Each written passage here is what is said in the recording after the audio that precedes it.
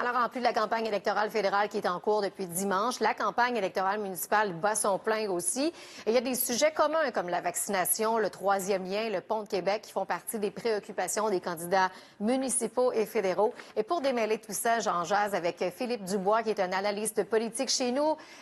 Bonsoir Philippe, merci d'être avec nous ce soir. Bonsoir. Quel est l'impact là, pour les candidats du fait qu'il y a deux campagnes qui se chevauchent? Bien, le défi est double, c'est-à-dire qu'on doit faire le travail de convaincre les gens de se faire connaître, mais en même temps, on a moins d'espace médiatique. On a aussi probablement moins d'espace dans la tête des gens parce qu'on doit faire plus d'un choix. Et puis, bien évidemment, il y a moins de ressources, il y a moins de bénévoles, il y a moins de dons. Donc, le défi est vraiment double. Donc, il faut se faire entendre, il faut se faire voir sur le terrain avec toutes ces voix qui se manifestent.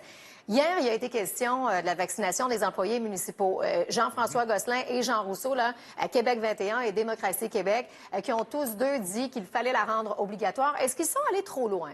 Bien, en fait, c'est rare que ce sont les positions nuancées qu'on garde en tête. Hein? Et dans ce cas-ci, puis M. Gosselin s'est même défendu, en fait, a même affirmé qu'il ne se bordait pas des détails en bon québécois. C'est-à-dire que les positions les plus contrastées, voire polémiques, c'est elles qu'on retient. Et donc, c'est un bon coup de communication. Maintenant, à savoir si c'est faisable ou pas, ça, c'est un autre débat. Oui.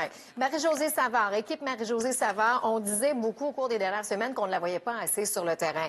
Où est-ce qu'on en est et est-ce que le maire prend encore trop de place, selon vous? C'est l'attaque qui revient sans cesse que Mme Savard reste dans l'ombrage du maire. Bon, le maire est toujours maire, là, donc il est légitime d'agir et de gouverner, mais c'est vraiment le défi pour Mme Savard de trouver le point d'équilibre entre la candidate à la mairie et celle qui est encore redevable à un maire que l'on sait puissant. Et dans les prochains mois, dans les prochaines semaines même, elle va devoir vraiment se démarquer et s'affirmer comme personnalité politique à part entière sur la scène municipale à Québec. Dans les prochaines semaines, le maire de Québec, Régis Labombe, va y aller avec sa liste d'épicerie pour la campagne électorale fédérale. Est-ce que ça pourrait aider ou nuire à Marie-Josée Savard? En fait, dans les deux cas, c'est possible. Si le maire, en fait, pourrait profiter de cette opportunité-là pour faire de la politique, c'est-à-dire, par exemple, pour aller chercher l'appui de partis fédéraux sur des projets qui sont un peu plus contestés sur la scène municipale. Mais à l'inverse, il y a un risque aussi que Mme Savard se fasse attaquer sur des positions prises par le maire de Québec. Donc, c'est dans un meilleur cas ou un pire cas pour Mme Savard. Ça va vraiment dépendre de la sortie de Régis Labombe. Bon, parlons maintenant de Bruno Marchand de Québec fort et fier. Est-ce qu'il est trop neutre dans ses positions? C'était aussi une critique qui avait été faite au cours des dernières semaines. Et là, plus ça avance, plus ça devait se préciser. Mais trouvez-vous que c'est le cas?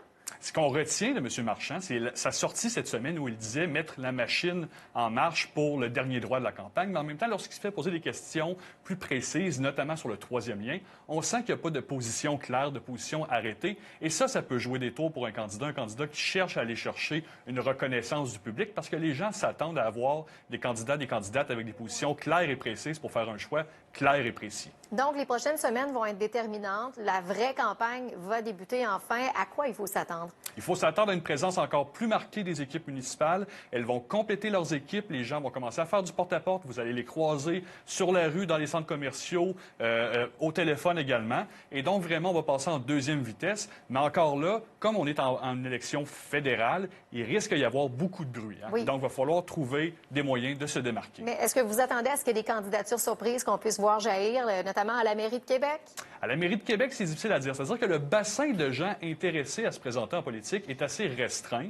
Du fait qu'on a une élection fédérale et une élection municipale, bien, ça restreint encore plus les candidatures surprises. C'est pas impossible, mais disons que ce serait vraiment une surprise si quelqu'un arrivait là, comme un cheveu sur la soupe à quelques semaines à peine du vote. On a eu des sondages, des coups de sonde qui ont été donnés là, depuis le début de la présente campagne. À l'heure actuelle, c'est sûr que bon, c'était les vacances estivales. On va reprendre la course. Qui mène la campagne, selon vous? Selon le dernier coup de sonde, Mme Savard serait en avance. Et le fait qu'on ait peu entendu parler de la campagne municipale, ça peut avantager l'équipe sortante. Et donc, dans ce cas-ci, Mme Savard et son équipe.